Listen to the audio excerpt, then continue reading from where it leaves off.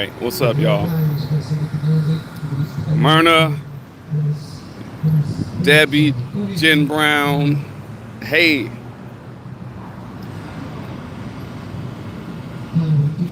what's good?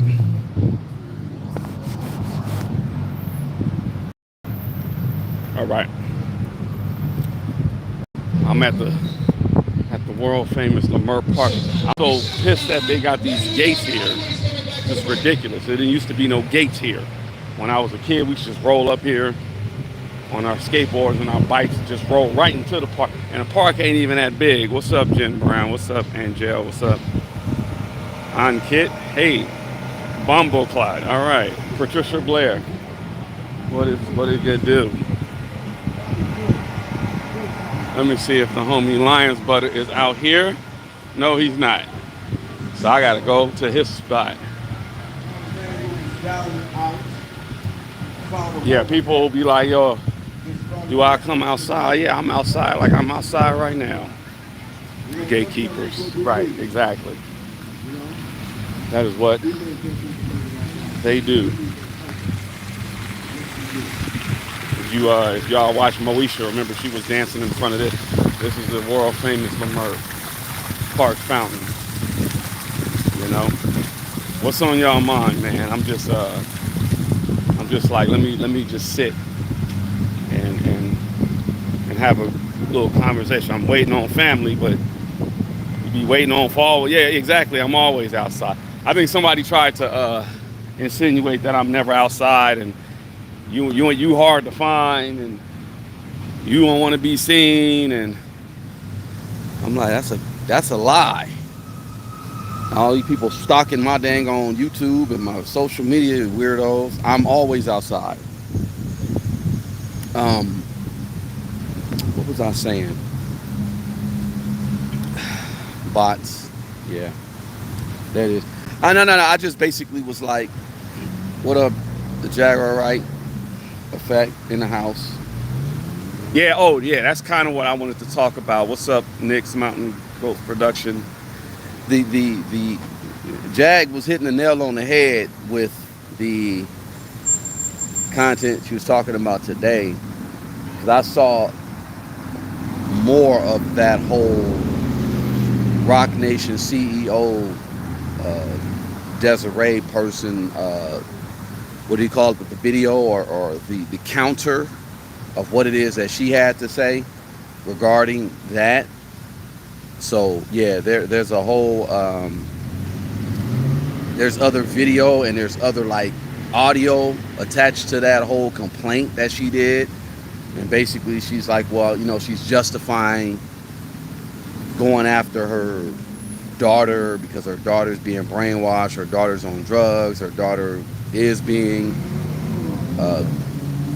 messed with. But that ain't the case. Is that Cam? Let's see if that's the homie Cam. Yeah, she basically was, you know, trying to insinuate like, I had valid reason to stalk my daughter. I had valid reason to put cameras in her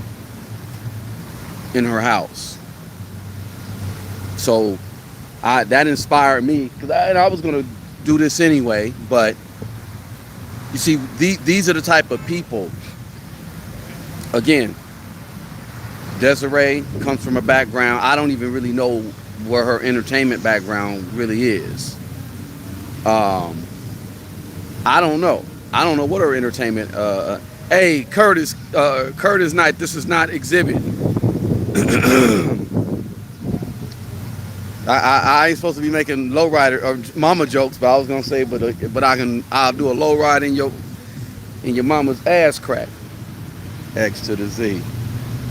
I gotta stop saying your mama jokes, I guess. That's my go-to.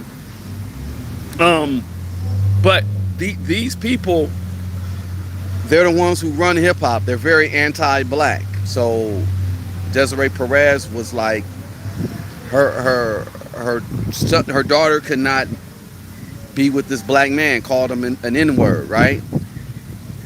And that's the problem with hip-hop right now. We got a lot of anti-black people in the culture, and they don't really care about the culture.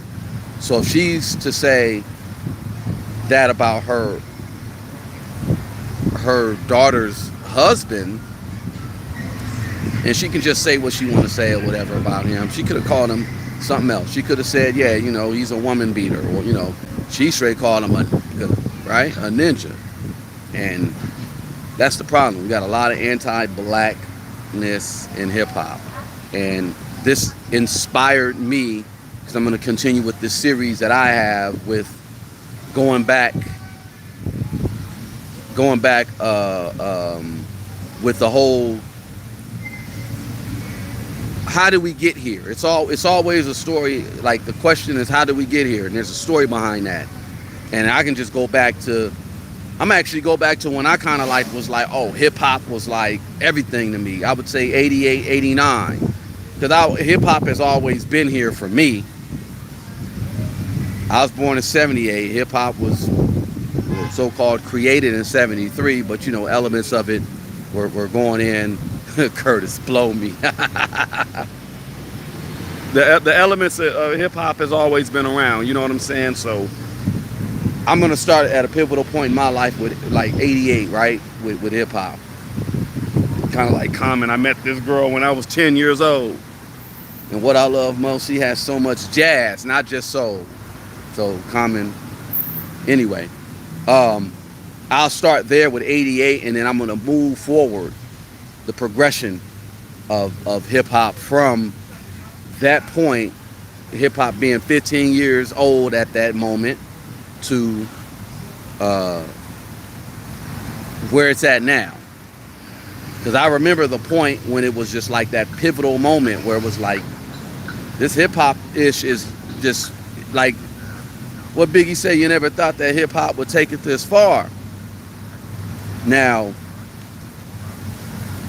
there was a shift in like the early 90s. Late 80s, early 90s, you had X-Clan, you had Poor Righteous Teachers. And like I said, you had NWA, you had the Far Side. You just had variety, but it was definitely a pro-black, anti-establishment, get your education, and also, you know, get your money spirit within hip-hop. What happened? Why did it just go away? And it's a reason why it went away. So I'm gonna start breaking that down. I got a documentary that I'm gonna put for members only, and I'm about to start doing the Patreon stuff too. Cause I got what's up, Auntie Leah? Hey, and I appreciate Auntie Leah. Y'all go check out her series that she got with the Hip Hop is a Graveyard. She's just continuing what Jag was doing, and actually Jag and I are supposed to keep going with it because there's so many hip hop is a graveyards that we could do just around here. I can go many different spots, Leimert Park, and be like, yeah, this person, man. But Auntie Leah is keeping it going, and that's what we're doing. We're keeping the whole thing. Hey, Kiki Eyes, you ain't got to. Don't be sorry. It's all good. We're gonna keep the conversation going about hip hop, and there should be somebody out there that's like what Jack said. Like, how did we get these ditties? Because Diddy didn't just come out of nowhere. How did we get a ditty? Again, shout out to Kicking It with Auntie Leah, because Auntie Leah is breaking it down, and she's talking about Shakir Stewart and how Shakir Stewart should have been like somebody who was up there, a kingmaker in hip hop, but that person pretty much got tampered down. And you know, y'all check out her what she's talking about, because that's the conversation we need to have. Auntie, okay, all right, let me get you up out of here, Buster.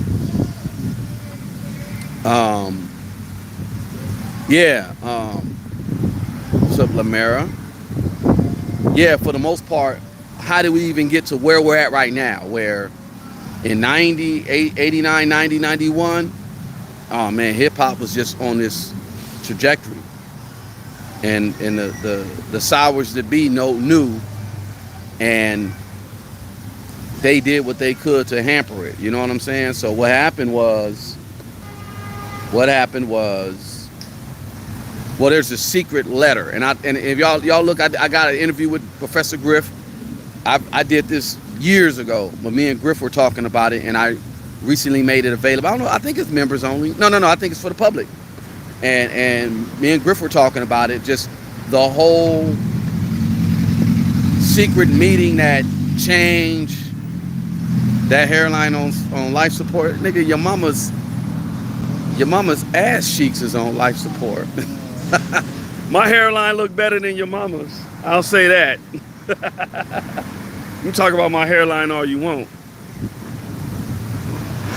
You say what you want about me. I know your mama be giving up that check. I'm not supposed to be talking about nobody's mama.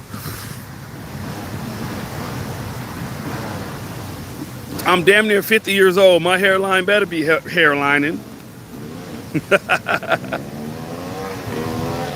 That's a lot to say, yo. You talk about my hairline receding and your mama's lips is protruding.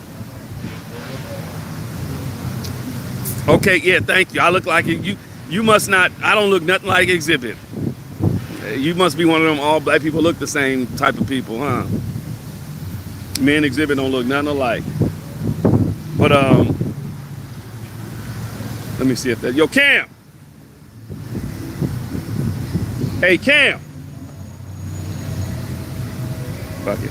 All right. See if the homie, if I can get his attention. Anyway,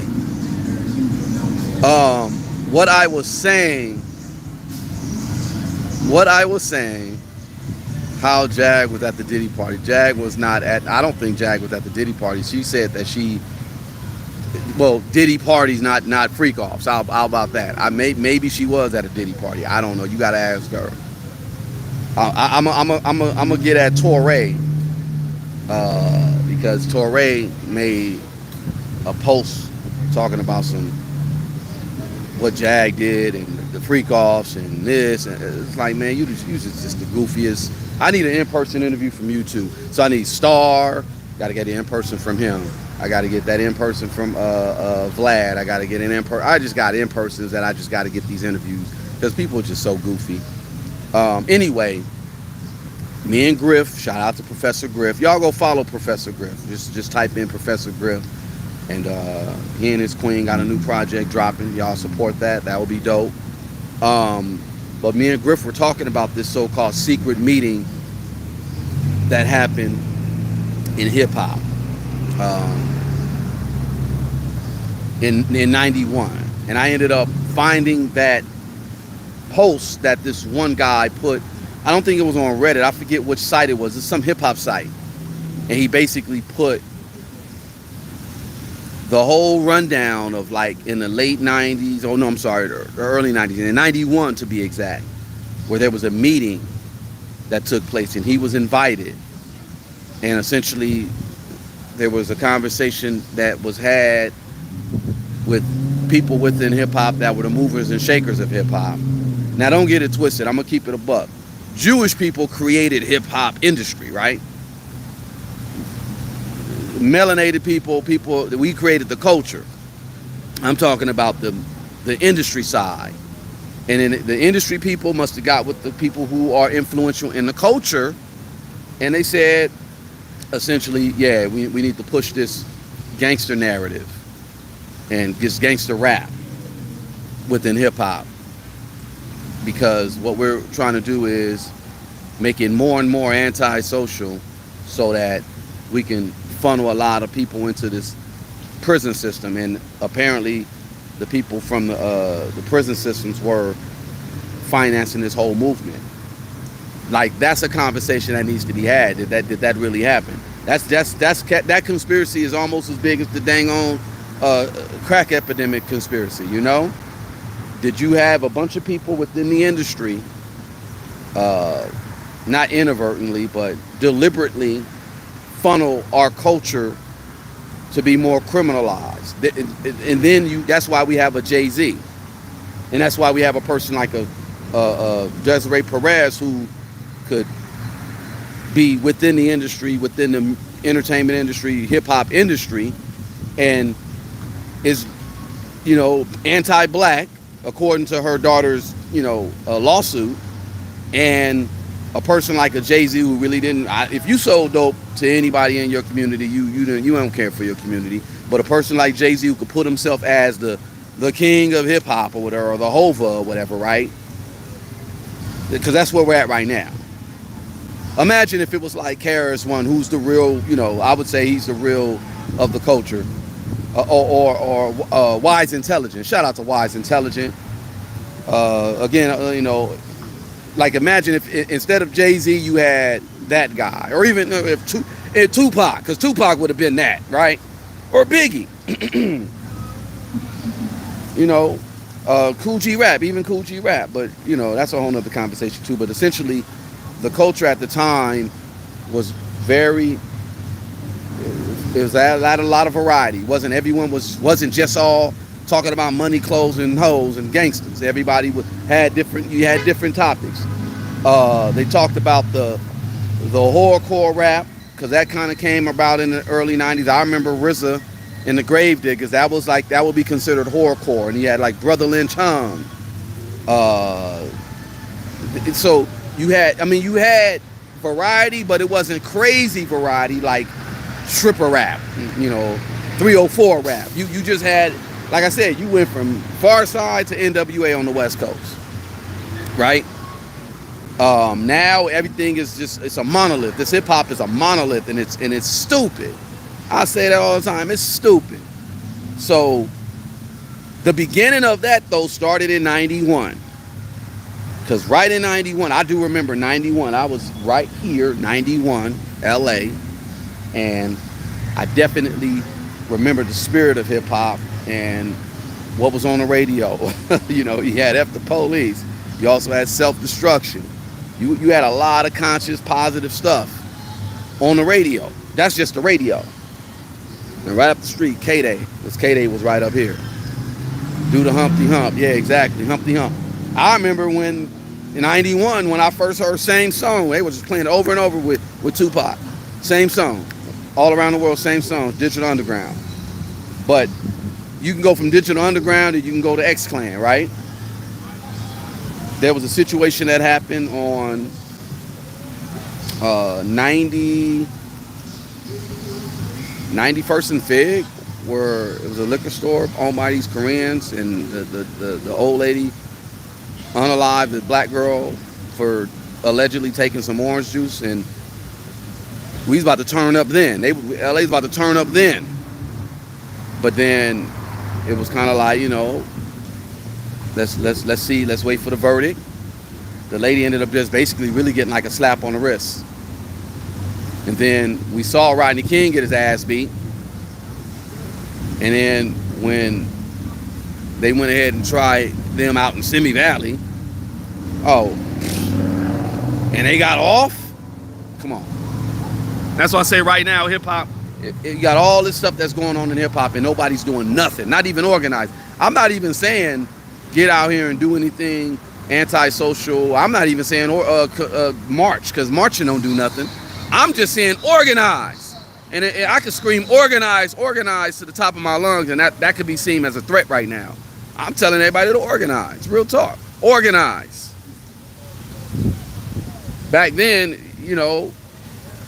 the hip hop was the movement, and that's how the LA uprising came about, because it was just like, oh no, we ain't going for this, and Ish got burned down. And shout out to the new generation, because I think around the time the pandemic was going on, there was like some little lightweight kind of like uprisings going on, and the youth took that Ish to the other side of Wilshire. They didn't do anything in South Central. They did everything on the other side of Wilshire. So shout out to them. You know what I'm saying? Yeah. So like right now, I think the culture has been so unconscious. It ain't got nothing to do but to do a 180, and it's gonna be nasty. It's gonna be nasty. See, we're a lot smarter and we're a little bit more organized, but we got to get a lot more organized. So that's all I can say. You say organize exactly how. These kids don't care about hip hop. They want the back. That's how you get them. See, you can't get everybody with everything. just like these the powers that be, they know how to get theirs, right? They know how to find out that like they knew how to get Jay-Z and how to get him to capitulate. They knew it. They knew he had no problem with messing with little girls, allegedly, right? They knew he had no problem with, you know, he was a degenerate when it came to, like, you know, selling D-rugs to the community, right?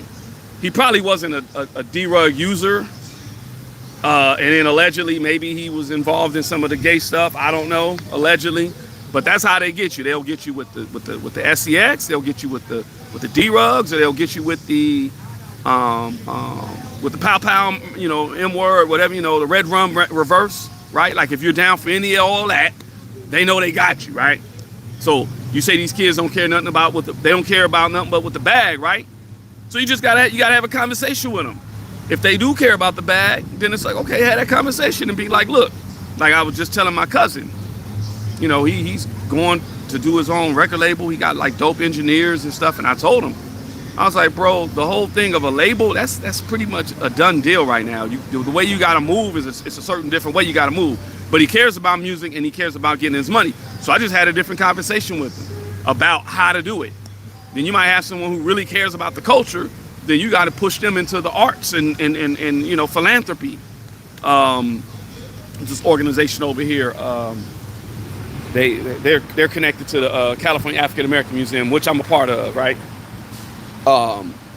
You got to talk to them in their language, essentially. If they care about the bag, it ain't just a bag. It's like, what aspect of the bag are they talking about? You know what I'm saying? Hove is photographic memory, though. He's exceptionally intelligent. Some of these guys can barely read. They ain't trying to hear that. Again, Hove is the elites select. They selected him. Our people need to select ours. The culture needs to select ours. Hove ain't us, bro. I'll keep it a buck. He ain't us, because if he was, he wouldn't have, you know, took a little percentage of ownership of the New Jersey Nets and then convinced Brooklyn. And he only made like $200K from the shit, allegedly, right? $200K, you gonna help gentrify your neighborhood for $200K? That's crazy work. You ain't one of us. You would think on a bigger scale. I think Nas is more like us, and he thinks on a bigger scale. I listened to what he was saying about Nas is one of the ones that's like, how do we fix this economic gap? And there's ways of doing it, but they're not allowed to use their money. Yeah, Jag says she saw him on stage. He's reading from teleprompters. Or like, come on, y'all really be thinking these people? Stop. The ones they highlight. That's what I'll say, the ones they highlight. But anyway, back to what I was saying. These kids, if they don't care, there's just a certain conversation we need to have with them. That's it. Right? That's it. We just got to have a certain conversation with them. So, you know, that's pretty much it. That's really what it is. Just have a certain conversation. If they care about the bag, then show them how to get the bag. And if you don't know how to show them, then you have them talk to some people that really know how to, you know, make enterprise. Because look, right now it ain't even about music. Like a dope artist to me will be someone who could do like clothing and do the music, got their own style, and it's like practicing and you know, pushing all the elements, all 9 elements, or got a crew that's pushing all 9 elements. And that's how you get the bag. And again, that takes what? Organization. So you got to teach them, number one, to be leaders of themselves, how to lead themselves, and then how to organize and find like-minded individuals, right? You know what I'm saying? Say 200K. Yeah, no, look it up. He made like 200K. He sold out the hood and made 200K. He sold the hood out and made 200K. That's crazy. So, yeah, all we got to do is just give them that little right piece of information. I'm talking about the youth. Give them the right information, and that's it. So, this fool over here gang banging on somebody. Crazy as a motherfucker. Yeah, all you got to do is give them the right information. You know what I'm saying? That's it. Like you give them the right piece and let them run, just a little piece, and let them run with it. That's it. That's all they need. You ain't got to like hold their hand. Like I said, shout out to Ahmad from 4th Avenue Crew Jones. Ahmad is the big homie, right? So coming home from school over there in Compton, he used to be at the train station. He'd chop it up with all the kids. And he gave me just like one piece of information that helped me change my life. That's all you got to do. Just give them that one piece. That's it. The kids want the bag. You're right. But then you also got to give them the game on how to navigate. That's all. That's it. Anyway, I ain't trying to be on here too long. I wasn't even supposed to be on here this long. But yeah, how did we get here? How did we get to where the culture is right now? That's a good question. That is a good question. That's a good question. Like, how did we get to the culture we're at right now? I remember I was wearing my shirt. You know, y'all probably seen me wearing my shirt that has, you know, Gordon, Malcolm, Frederick, like has all the Black history names. A little kid ran up on me. He was like, oh, and he started reading the name. He's probably like maybe like 9 or 10 years old. And I'm like, yeah.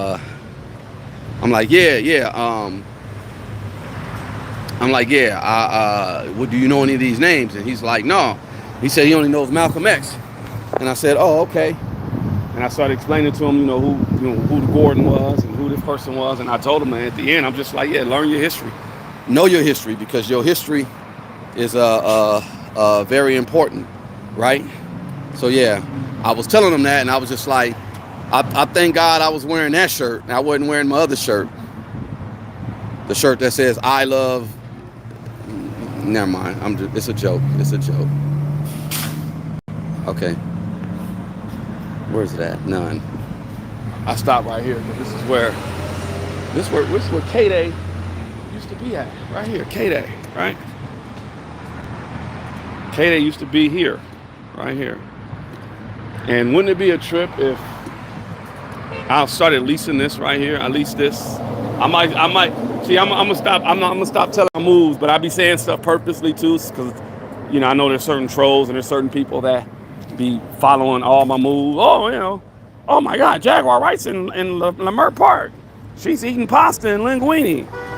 Weirdos, right? But you got people that are steadfast. No, Kday isn't around. The radio station I work for down the street, they do have the call letters. 1580 AM is owned by Tavis Smiley now. But Kday used to be right here. The sign used to be here, right here. And my homie Matthew, is it Matt? Yeah, I think Matthew owns it. Well, he's the one that owns it. He's the curator of the door, the Kday door. So a lot of people sign their names and stuff on it or whatever. You know what I'm saying? No, Kday ain't here no more. Kday is not here no more. But like I said, Tavis owns the call letters, and it's down the street. 1580 is a progressive black talk radio station now. It used to be it was the first all hip hop station, and they broadcast right here. But now that the last song they broadcast, what was that, 90 something? It's funny, because everything that I'm talking about is around that same area, in that same time frame, 90, 91. And that last song they dropped, I think, was the last song they played was MC Bree, It Ain't No Future in Your Front, and then that was it. That was the last hip hop song they played. That was the first all hip hop radio station. I think it started with 83. That's in my documentary, y'all. I got Greg Mack. Shout out to Greg Mack. He was in it. And Lonzo was telling me about how he used to, do his stuff and promote his promote his shows there. So yeah, there might be some stuff. It ain't cruelty free, but it might be some stuff that I may be doing right here. And y'all can try to block it all y'all want. Kiss my natural black ass, but it ain't happening. So anyway, but everything that I'm talking about, how did we get here with hip hop? Even radio, hip hop in LA, radio in LA It ain't even black no more. It's owned by. You say you confuse which is the hip hop radio station in Los Angeles. Okay, Kday. It was called 1580 Kday, Kday. That was the first, not just the hip hop radio station in LA, but first hip hop station, all hip hop station ever. Right here, 4302 Crenshaw, right? All hip hop. That's all they played was hip hop. Back before Kday, it would just be like regular radio stations will play hip hop a little bit. You know, they'll play a little hip hop in the evening times, right? Yeah, Ruthless Radio, exactly. Eazy-E, because Eazy-E was very instrumental. He had a big stake in Kday. That's why I mentioned Kday. But Kday was 1580 AM, and it was on an AM station. And you know, AM radio ain't, you know, you don't get the best fidelity. Yeah, Julio G. Shout out to Julio G. Yeah, Julio G. That's the homie. I got to either run up on Julio G. See if Dominique could hook me up with Julio. But overall, look, all hip hop. That's all they played the whole time. It wasn't just like we're gonna play hip hop for a few hours and then that's it. They played hip hop all the time. Exactly, Polyendo, when music was music for real. Because this was a time when, come on, Lonzo would come up here. I think Dre was mixing up here. Like you had the mix masters, and Dre was part of that. Yella and all them. Lonzo would promote his functions here. But the cold part about this is Greg Mack. He was pretty much the main guy here. And he would go to the Uncle Jam's Army functions, and Roger Clayton, who's the founder of Uncle Jam's Army, he was a music genius. So Roger knew he knew what was going to be a hit. Roger used to work at a warehouse with Lonzo. Him and Lonzo used to work at this warehouse, was it Kenny Shoes, I think? And then they would take their money and they would buy records. So Lonzo Lonzo had records too, but Roger would have all these records and he knew what would hit. So he'll play certain stuff at the Uncle Jam's Army function, and like he knew what would hit. So Greg Mack went to the function, taking notes, taking notes. Like, oh shit, he playing this, and they would play it on Kday. And I think it's an unknown story, but oh yeah, you remember growing up on Carson on Avalon and 218? Yeah, you was right there. You was right there with the Booyah Tribe, huh? Shout out to the Booyah Tribe. I think them the first industry cast that I gave my whack ass demo to in 2000. And the big dude, he was the not so intimidating one. I forgot his name. I forgot that brother's name. I think he passed on. But yeah, Booyah Tribe. I gave him my CD. I was like, here man, you want to check out my CD, man? Just tell me what you think. And he rolled down the window, got it, he listened to it for a minute, pulled it. Oh, it's cool, homie. That was it. But shout out to the Booyah Tribe. But Greg Mack got his ass beat by not Lonzo, by Roger Clayton for going to the Uncle Jam's Army's functions and jocking the whole playlist. That's basically like, see, there's a distance between like real culture, because Uncle Jam's Army was the streets. You would see signs, Uncle Jam's Army, like, you know, they were the streets. And then you had the corporate side, which is the radio, Kday. No offense to Kday, no offense to Greg Mack, but that was the difference. It was like he would go to these functions and be like, oh, you have to actually go there to actually know what they're playing. And then he would just take what they were playing and play it on the radio. So that became a beef, and Roger beat his ass. But they made up after that. That was cool. But that's how the corporate side or the industry side siphons the real hip hop, the real people. So anyway, I was bringing up that conversation because you really don't have any more black hip hop radio stations in LA. They're owned by Cubans and Mexicans and all the others, whatever Ickens. No black. So if you have an issue, I think there was a boycott. There was supposed to be a boycott of Power 106.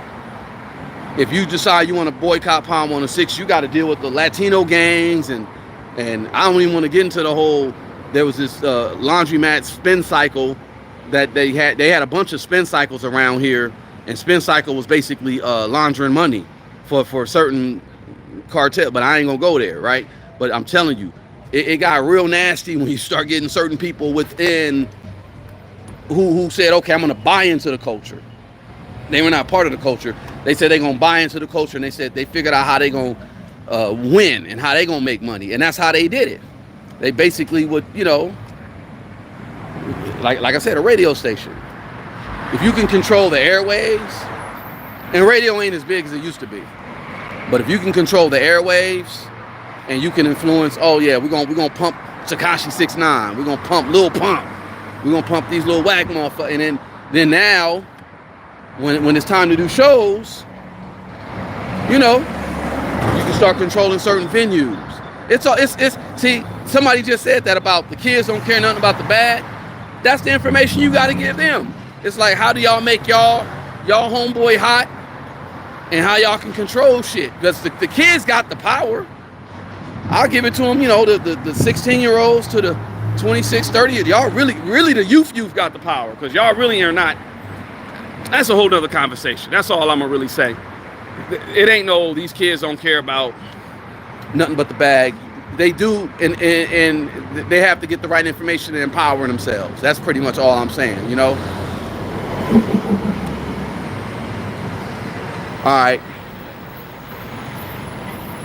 Yep. All black radio station. They were all sold out to Clear Channel. Yep.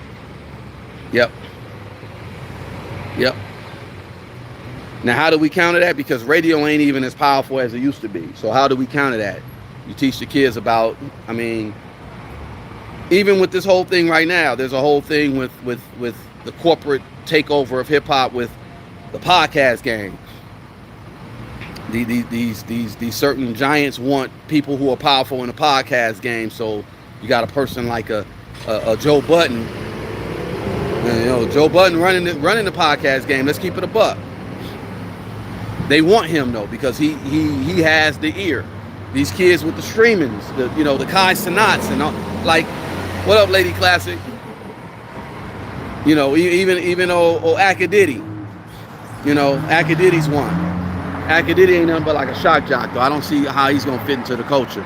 That's another thing. Kday. Before I go, academics, man. I saw something the other night, and I thought it happened. I was like, oh, it just happened, but this happened a long time ago. Charleston White was performing out here in LA, and somebody got on stage and got at him, because he was calling them all kind of bands. He called them BANs, and you know, dude was like, take that jersey off. Charleston White was heckling the dude on stage, and the dude off stage, and the dude off stage was heckling Charleston White. I thought like they really got at him that night, but that happened a long time ago. I was like, oh, Charleston White getting served up.